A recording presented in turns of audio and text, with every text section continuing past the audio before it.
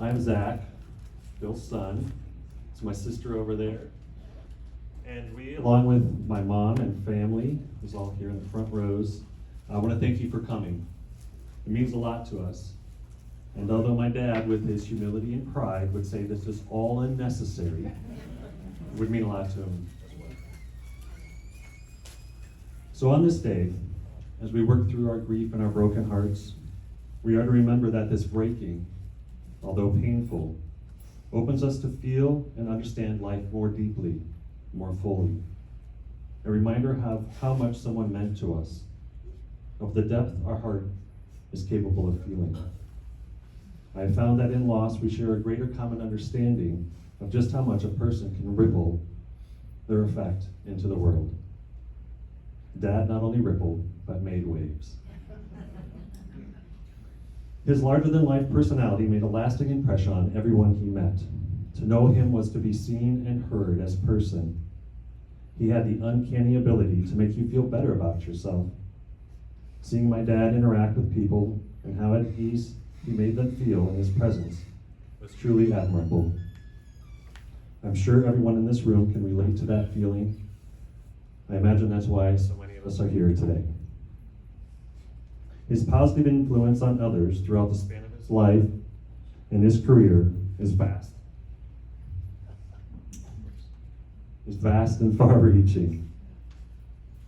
His remarkable career in radio not only had a lasting effect on those he worked with, but also the communities he served through countless community outreach and service programs. He has been well respected by those he worked with as a great mentor and leader. Never short of gratitude and perspective, and a firm believer in the power of the present moment, Semper Abante, always forward, was one of his personal credos, as was the power of the Serenity Prayer, accept the things we cannot change in particular. I call upon these things and many other countless words of wisdom every day. He was my most trusted and valued counsel. His presence and voice were and will always be with me. Dad loved art, bear totems, Native American culture, scuba diving, travel, theater, music, ad-lib singing of songs, many of which would, yet still are stuck in our heads. The history and art of the samurai, hats, and all things outdoors. And we cannot forget his faithful companions, Harley and Boudreaux. He was passionate about life, loved food, both the creation and the consumption, something we both shared often and was what led me to my first career as a chef. The time he and my mom spent living in New Orleans fostered many great memories for many of us, not only with food, but the vibrant culture that was ever present in that area. He loved that city. Laissez les bons temps rouler. Okay, hold it close, he says. All right. Dad loved good conversations and great stories, and oh, how we know he could tell and make people laugh. He was the master of off-the-cuff improv stories with so many woven into the memories of our childhood and beyond. Our kids, his grandkids, will have their own stories, something our dad worked very hard to ensure would happen. There is no one who can make me laugh more than my dad.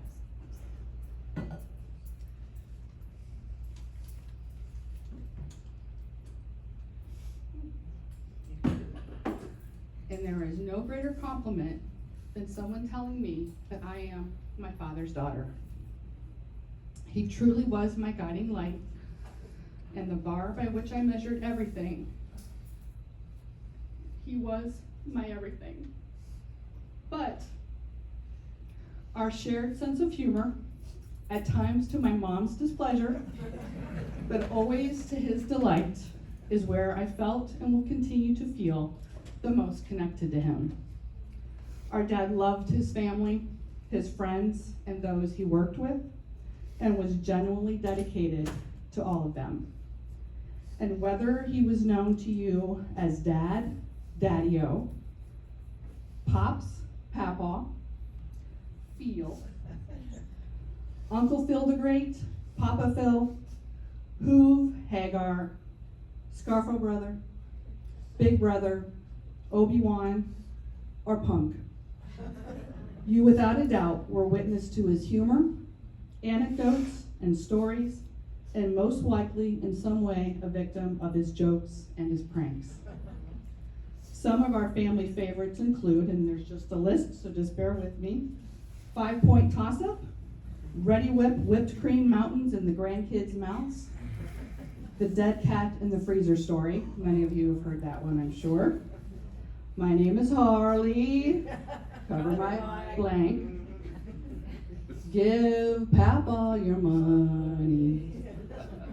The pool plunge marathon, one-time victories over his children and grandchildren in races or sports, one time being the key. Asher. Kumbaya, pull my finger, get out of here, poop the banana, that's for the grandkids, squeeze the dickens out of you, Zebby, wacka wacka, smudging of the eyeglasses, wet willies, rub some dirt on it was his famous line with all injuries, short sheeting the bed or hangers in the bed, shampoo in place of sunscreen on the grandkids, cart rides, and oh no, Mr. Bill, and many, many more. It is in these stories and memories that he will continue to live on, that will keep him close. That is the thread that connects us all. These stories and so many more, along with his ability to make people think, laugh, and feel connected, are his legacy. We look forward to sharing more stories together as we celebrate our dad today. Let it be a reminder to us all that a little humor is always helpful, and sometimes we just need to lighten up.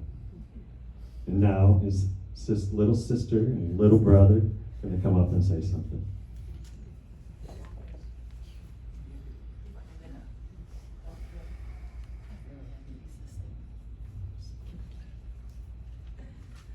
Some of you know me as Kim, but I prefer to be called Phil's little sister. And I am 66 years old, so I never outgrew that name and cherish it to this day. I can see the room is full, and they've had to keep bringing chairs in, which is amazing, because I know you did a head count last and thought you knew how many people were going to show up. And they still keep bringing in chairs. And that just goes to show you what kind of a guy Phil was and how he worked to have a relationship with everyone he ran across. And the one testament to him is the impact he made on the people in the villages, particularly the people that lived in his neighborhood. They were an endless sword of support all through the last year or two. We had more food than we could eat, and it was all delicious. People would come and sit and chit-chat with him, and he'd fall asleep, but they'd still sit there and chit-chat with him, which meant a great deal for any of you who did that. A testament to his love is how many people in the villages have reached out to the Hoover family. It's just pretty amazing. I was told to keep it light, so I just made a few jots of a few memories of my brother. For his family, we were the object of his love.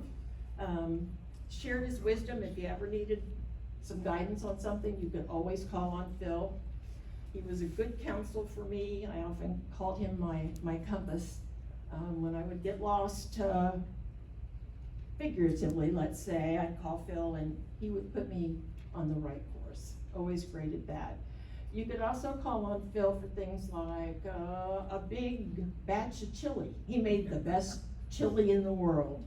And his infamous pimento cheese spread. How many of you have eaten some of his pimento cheese spread? You learned that from my mom, and that was the torch he carried for her, was her cheese spread. As his sister, He was the one that had known me the longest in the world beside my parents. And he was always quick with a hug and would let me kiss his bald head, which many men would not let me do that, but I just loved it. One of the good memories I have was when I had my daughter Caitlin. I was going to fly out for Christmas, and I just made some silly off-the-cuff remark like, well, I'll be there, you have the limousine warmed up and ready for us when the plane comes down. Well, he got a limousine, and he showed up at the airport. He had a little handwritten sign. This was back when you could actually go to the gates, and they would let you back there. Handwritten sign said Caitlin Phil Hoover, and outside was this huge stretch limo waiting to take my newborn daughter to his house for Christmas. As a younger person, he came to my aid a lot of times. I happened to be pretty rebellious as a teenager, as everybody likes to remind me. One particular night, I was spending the night at Mike and Denise's house, and I got a call about 1 a.m. after I had some Granny Springs farm, what was there? Boone's Farm, yeah. So I wasn't in the best condition, and Phil said, get your clothes on, be ready to go, I'll be there in 10 minutes. I thought, oh, what happened? Do you know what I'm talking about? Oh. So anyway, I got up, got my clothes on as best I could, tried to pretend that I wasn't drunk, and he came to get me. Come to find out, my mom had gone through some of my personal items in my bedroom and found what we like to call wacky tobacco. He called it potpourri. And my parents had called him not knowing what to do. They were going to turn me into the police. And Phil said, no, just relax. I'll go get her and we'll handle this. So I've never been incarcerated, and the reason is because my big brother bailed me out. Another more pleasant event that I'll share with you was when I had first moved away from home, blown the nest. I wasn't able to make it home for Christmas, and that was just devastating because we always spent Christmases together. So behind the scenes, he concocted a plan to sneak me home for Christmas. And so while Rachel was playing on the piano, it would be a blue Christmas without you, and my mom was crying because I wasn't going to be there for Christmas. He had gone to the airport, picked me up, snuck me to his house into the garage into a big cardboard box, and sealed it. And at some point, he came in and told Mom and Dad that he had a gift for them out in the garage, and that was me. So, thankful for my brother. We had a good Christmas that year. Rachel made a comment about his pranks. One of his favorites with me was always remarking about the band Jethro Tull, because he had taken me to a concert one time. And he always liked to tell me that Ian Anderson, the flutist in the group, had died. I mean, that was like it was news all the time. He's died. Just recently, though, I listened to a message on my phone, and it was Phil, but it was the radio playing Aqualung from Jethro Tull. And the reason he did that was because my brothers and I have something we call rumination, or an earworm, and we get something stuck in our head over and over and over again. That was his way of sticking a worm in my ear. I sang Jethro Tull Aqualung for 2 weeks after that, which gave him great pleasure. So I'm gonna miss my brother. His hugs were the best. Miss kissing his bald head. He was the one person I could send silly TikTok videos of singing dogs to, and he thought they were funny. And I will miss something that I know Les is gonna miss too, and that was his ability to engage me in a conversation in what we call Southern Ohio, much to Les's dismay. And he wouldn't even let me know, he would just rope me into it. He would start talking Southern Ohio, and that's exactly where my voice would go. And so I'm gonna turn the phone over to my brother, but I'm gonna share two things we always did before we said goodbye. We hugged, but we always said, don't take 315. And so when my father passed, I said to him, it's okay, Dad, you can now take 315, which is a road in Ohio. And I'm saying to my brother right now, Phil, you can take 315.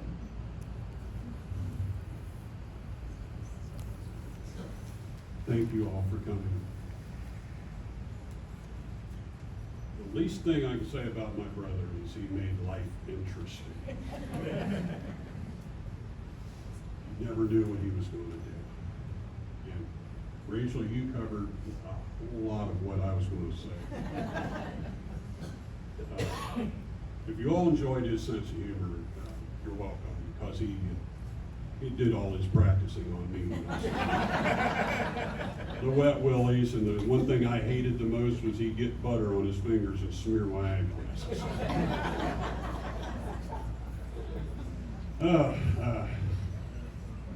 Short sheeting the bed. Well, he got the idea from the hangers under the sheets from me, because that's what I did to retaliate. He would take pictures of me when I was sleeping. He'd have flash bulbs in my ears and pencils out of my nose, or one of my mom's cigarettes come hanging out of my mouth. And I thought he was glad to have a little brother to blame things on. Because, see, Mom, I told you I'm not the one who was taking your cigarettes, it was Mikey. Mom, that wasn't my magazine you found, that was Mikey's. One of the things he enjoyed doing to me was Friday nights we would have something called Chiller Theater. It was a double feature after the evening news, and I would fall asleep doing that, watching TV. And he would come home, and when we had, short time we had a dog, would place that dog right over my face and pour water on me. He never got tired of doing it. I was saying one thing about my brother. He was creative. When we were small, he would think up games.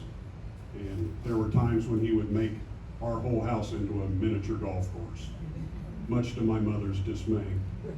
And if I repeat about much to my mother's dismay, it's not an accident, because he messed with her head worse than he did with mine.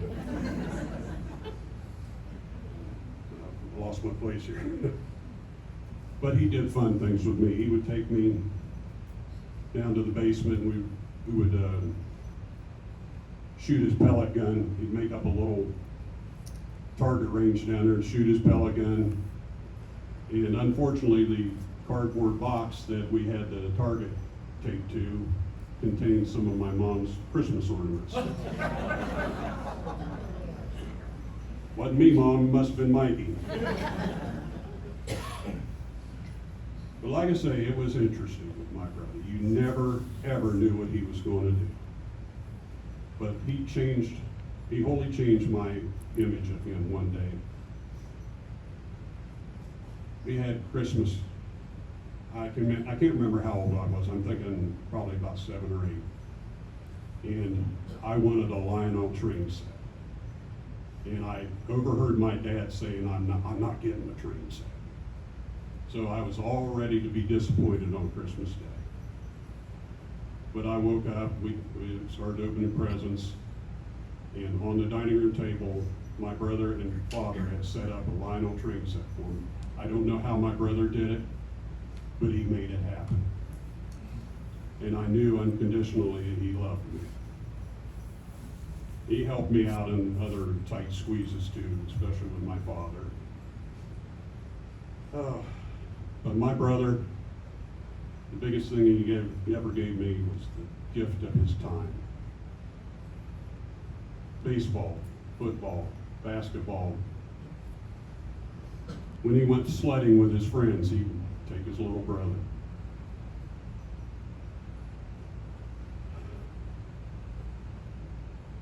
We went fishing. Taught me how to fish. When I got my learner's permit, he would take me out in the country where there was less traffic. I got to drive his Corvette, and that was a thrill. He asked me to be the best man at his wedding when he married Les. Best gift he ever gave me. She's been the gift that kept on giving. But we both grew apart. Distance-wise, we grew apart. He went his way with radio, and I stayed in Central Ohio. But no matter where they moved, they always made us feel welcome to visit anytime we wanted. And we always had fun things to do. They both had a gift for that. And there was Rachel, you mentioned about New Orleans. Fantastic city. We got invited down to spend Bill and Les's first Mardi Gras. It was something to behold. Right. You said you have to experience it to believe it. And they made my wife's dream come true. She's the biggest men's collegiate basketball fan in the world. And she got to go not only to one, but 2 Final Fours. So I very, very much appreciated that. When we get on the phone, one of the first things he would say is, "How's Miss Denise? How are the kids? What's the latest?" Am I coming out? Yep, you're good. What's the latest on the kids? He always asked about family. That was utmost in his mind.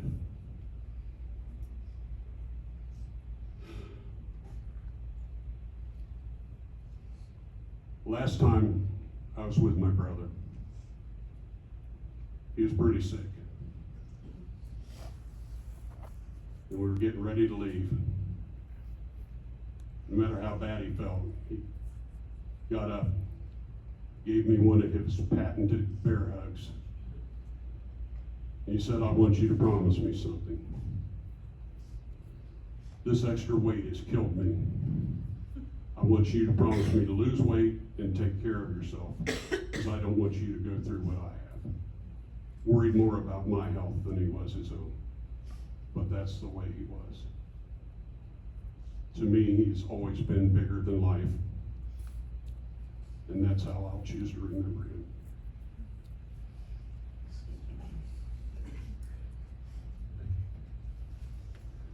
All right, now for some other heartwarming words. I just love hearing stories that I haven't heard before, even with a lifetime of living with Dad, and none of it surprises me.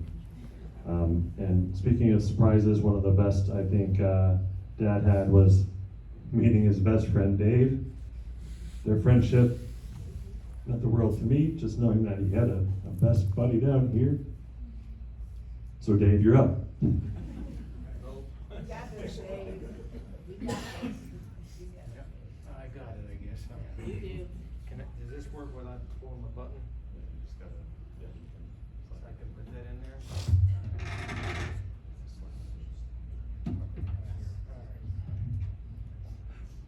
Well, can everybody hear me? Okay.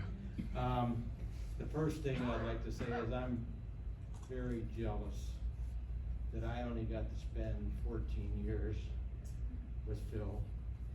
And after hearing the children and his brother talk about him, it makes me feel sad that I only had those 14 years. So I'm gonna have to step out, but I'll be right back.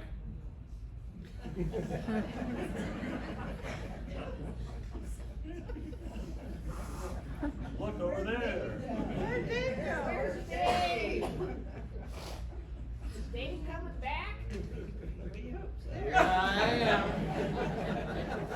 I can find my cards.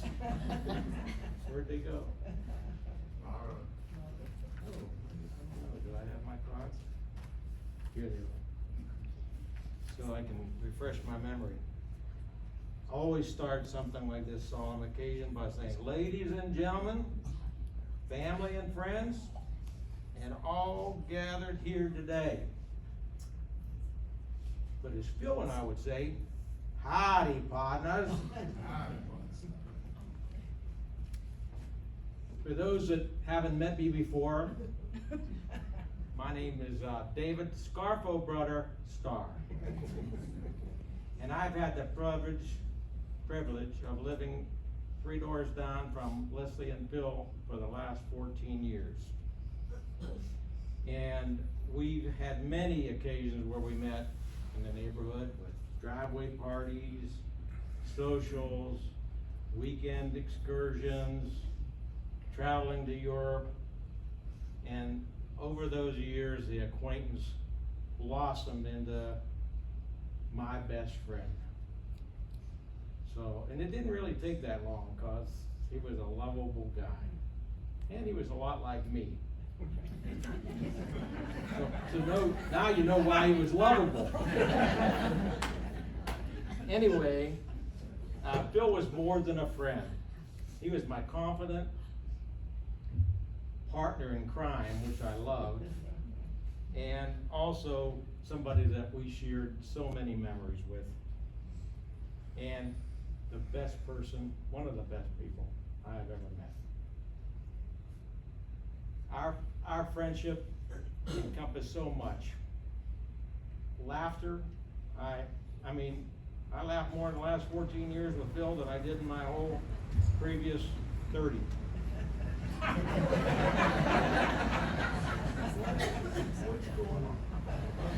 Anyway, we had countless secrets. We shared a lot together that was just between us. We did that all the time. And it was that makes something special, doesn't it? Okay, when you can share something that you don't have to worry about. It's just gonna be there with your buddy. And shared memories. I'm gonna talk about a few of those today, but there are so many. Leslie will attest to that. I mean, she had to live through them. And you know, the thing is, growing up, I had 4 sisters. I didn't have a brother until I met Phil. And he was truly my brother. Let's see.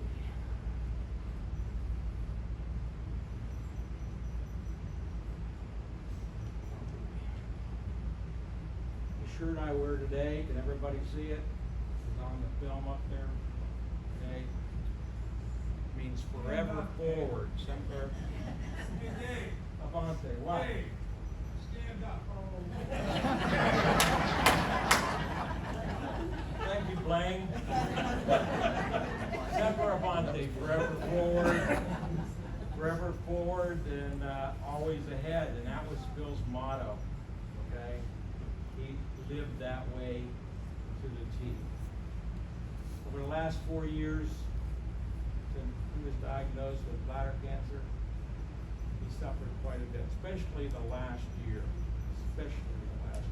And probably some of the neighbors that were just 1 or 2 doors away didn't know how bad it really was. You know why? Because he didn't complain.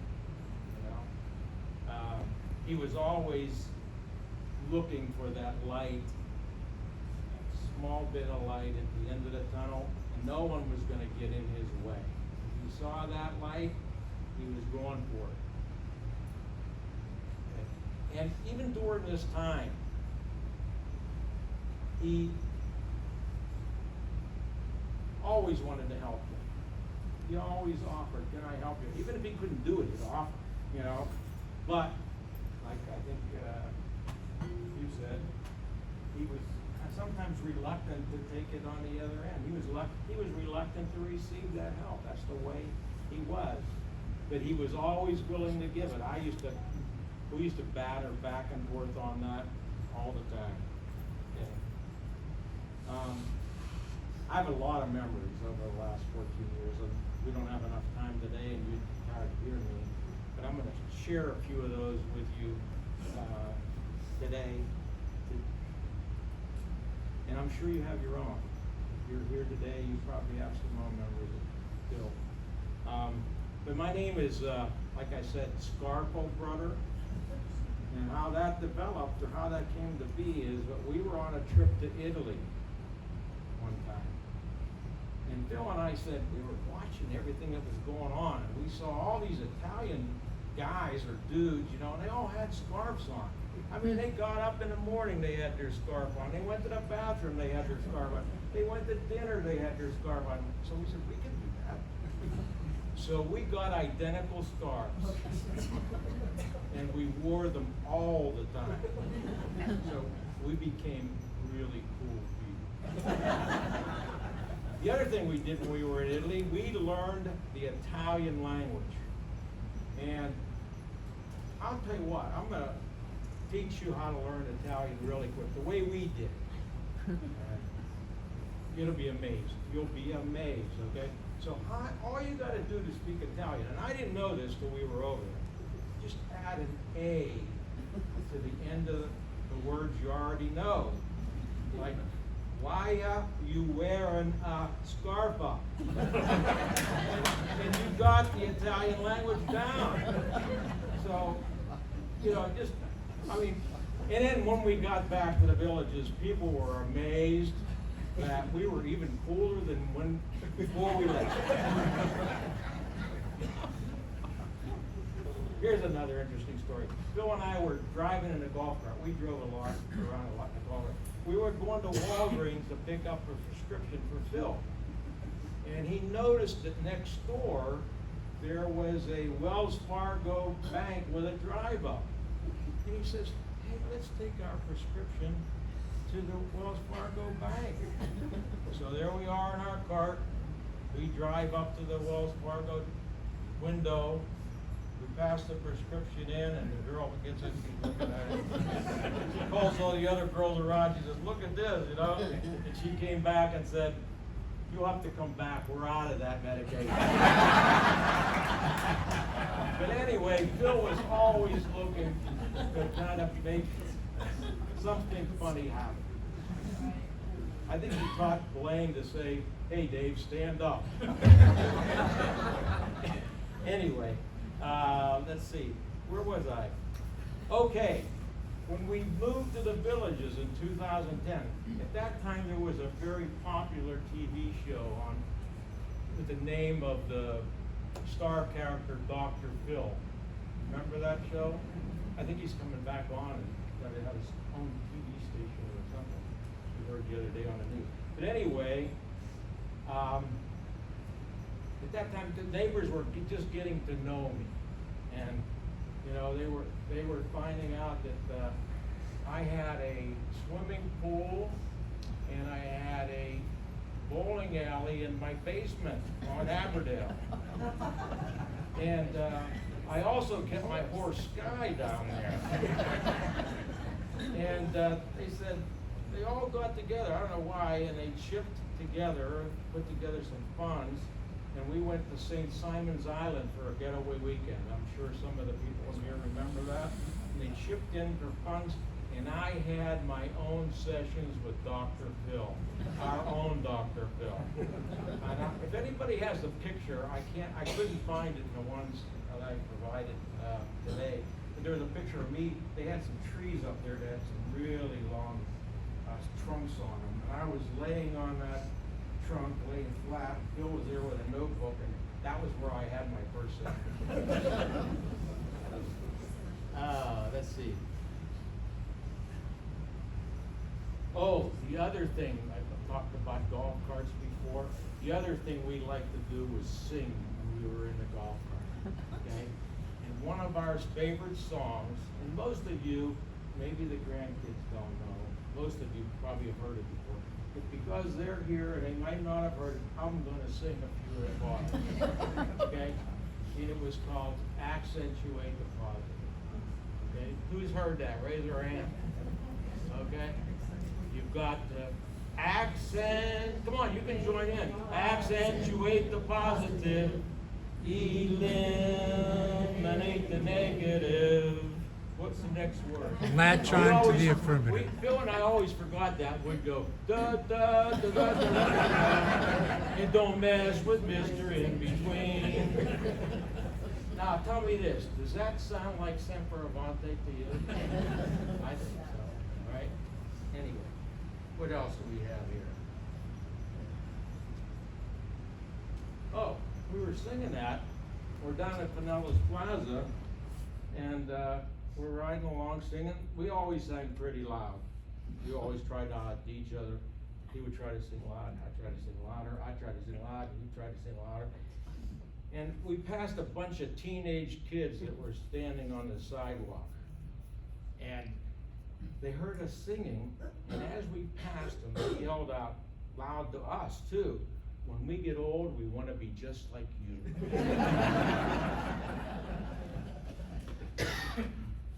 Here's another one. Bill was very close to his father. And after his father passed away, he was pretty down in the dumps. Sure, Lissy will remember this story. So Diane and I, my wife Diane, we decided that we wanted to try to get Phil out of the dumps, okay? So we scheduled a secret, or not a secret brunch, but a brunch where they didn't know where we were going. So we drove to Orlando and we were going to Hamburger Mary's. Who's heard of Hamburger Mary's? Okay? You don't know about it, you can look it up. Very famous in Florida. Anyway, we were going to Hamburger Mary's and there was no place to park. Very congested. So we're driving down the street to Hamburger Mary's, not looking for a place to park, couldn't find any. We get to the next intersection and there's a stoplight. And it's a one-way to the right. Guess which way I turned? To the left. And guess who was sitting on the corner across the street from where he turned? There was a policeman. Okay? So, unbelievable. Phil said, "Whoa, he's hiding under the seat." We go down the road a little bit, and I pull in, and I make the turn around and come back, and he didn't come after us, did he?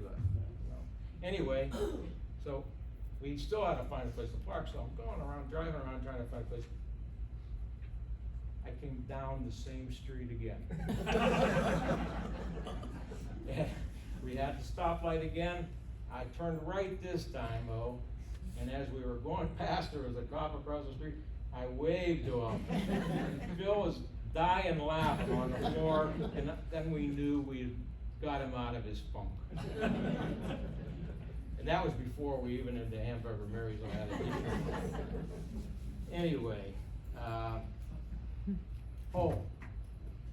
cowboy hat. You may be wondering why I wear the cowboy hat today. Phil and I like to be, actually we were cowboys. We were cowboys. And we were going out to dinner with some friends in the neighborhood one night down to, what was the name of that steakhouse? What was it?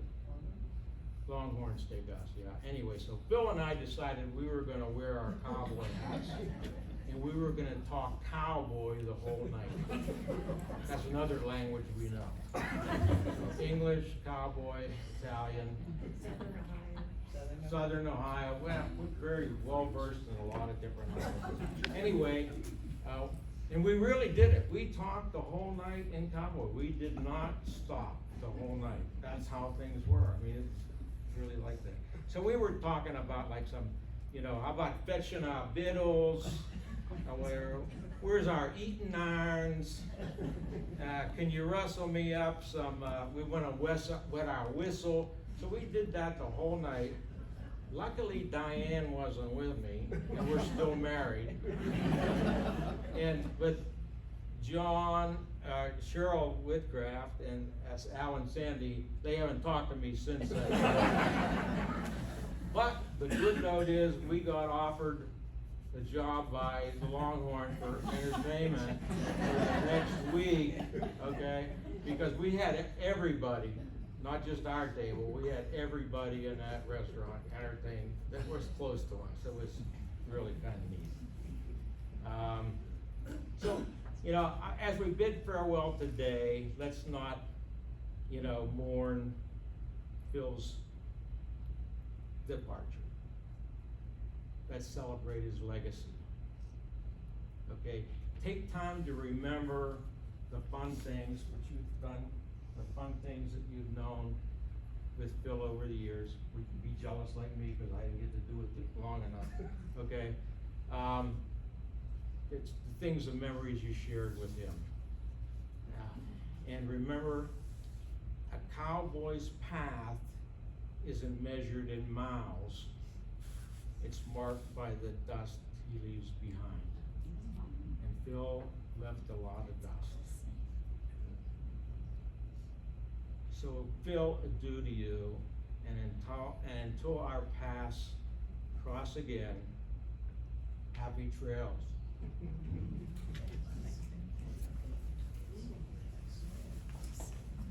I think that makes it pretty clear why I was happy that Dad had Dave in his life. And thankfully, I didn't come down too often and wasn't subject to a lot of But maybe my mom wished I would, because maybe could have censored him.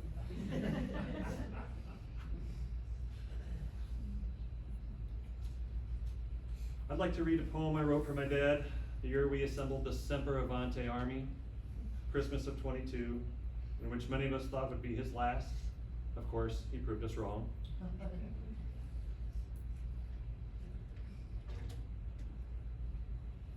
Lead us always forward, in thought and action, eldest of the clan, by rite of passage, maintained through merit, with honor and respect, not challenged in position, but held in the highest regard. Now, as always, the courage to evolve and the ability to be open-minded have made their way forth, to invoke the great healing powers inherent in your nature, your strength. Your big bare heart, firmly fixed to your heart line, pulses out a silent rhythm that guides us all to look within our own hearts, the depth of our souls, to find our life force. The power of your big paws wrap around us in a sense of true protection. It's not just your physical strength, it's the grounding that comes through and up from the earth. Your stories are told, will be told. Your heart, your spirit, your wisdom, your balance and insight will lead us always forward to the paths as ancient as time, and in our own time, home.